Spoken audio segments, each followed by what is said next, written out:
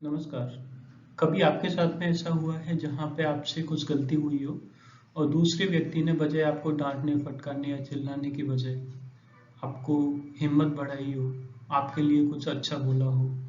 मैं एक real life incident आपके साथ में शेयर करता हूँ। मेरे ऑफिस में 2 दिन मेरे से लगातार गलती हुई और जो मेरे मैनेजर थे उन्होंने अगले दिन मेरे को मीटिंग में बुलाया।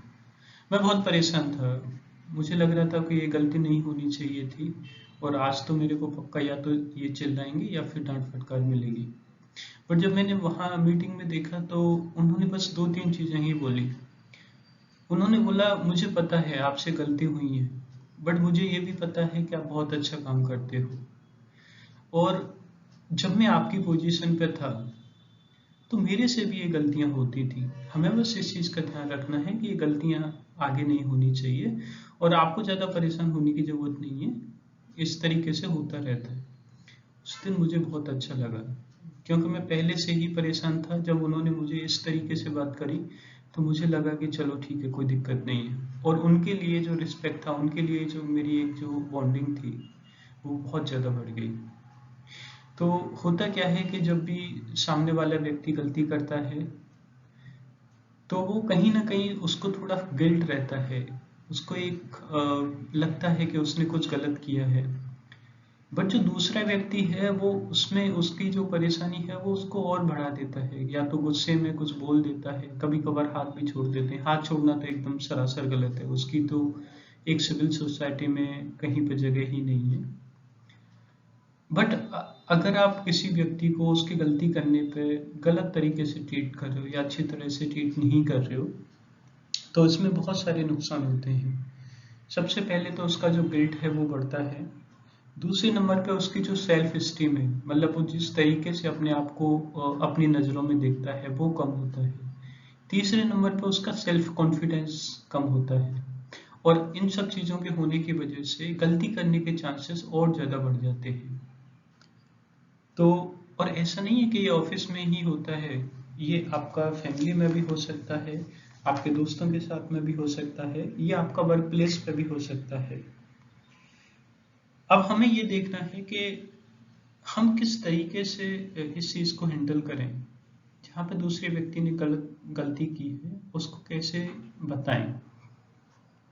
तो उसका एक सबसे अच्छा तरीका होता है कि जिस व्यक्ति ने गलती की है उसकी अब 3 खूबियां याद करो या 3 अच्छे काम याद करो।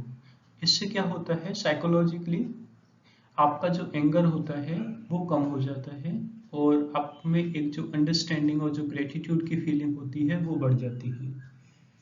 और जब ये हो जाएगा तो फिर आप उस पर्टिकुलर सिचुएशन को अच्छी तरह से हैंडल कर पाओगे। जब भी कोई दूसरा व्यक्ति गलती करता है तो कोशिश करो कि उसको हार्शली ट्रीट नहीं करना है, बहुत ज्यादा अनाप शनाप नहीं बोलना है। दूसरी बात, उनको ये याद दिलाओ कि उन्होंने क्या क्या अच्छा काम किया है। ये बहुत मुश्किल होता है बट अगर आप इसको इस तरीके से करोगे तो इसका बहुत फायदा होगा। तीसरी चीज, अगर आपको लग रहा हो कि ये गलती जानबूझ के भी हुई है तो भी आप उनको बेनिफिट ऑफ डाउट दीजिए कि ठीक है, गलती हो गई होगी। यहाँ पे हम छोटी गलतियों की बात कर रहे हैं, हम यहाँ पे कोई भी क्राइम या फिर लीगल इश्यूज या फिर ब्लंडर्स की बात नहीं कर रहे हैं। और हमारी लाइफ में ज़्यादातर छोटी गलतियां ही होती हैं जिनकी वजह से हमारे रिश्ते खराब होते हैं। अगर हम इन छोटी गलतियों को अच्छी तरह से हैंडल करना, मैनेज करना सीख जाएंगे तो मुझे लगता है हमारी लाइफ और ज़्यादा बेहतर हो जाएगी और जो हमारे रिश्ते हैं वो पहले से भी अच्छे हो जाएंगे। तो अगली बार जब कोई गलती करता है तो आप उसे इन तरीकों से हैंडल कीजिए। आपके लिए बहुत अच्छा रहेगा, उस व्यक्ति के लिए भी अच्छा रहेगा और इस समाज के लिए भी अच्छा रहेगा। कैसा लगा आपको ये वीडियो, हमें कमेंट करके बताइए। अगर आपको ये वीडियो अच्छा लगा हो तो इसे लाइक कीजिए, अपने फ्रेंड्स के साथ में शेयर कीजिए। Stay blessed and happy.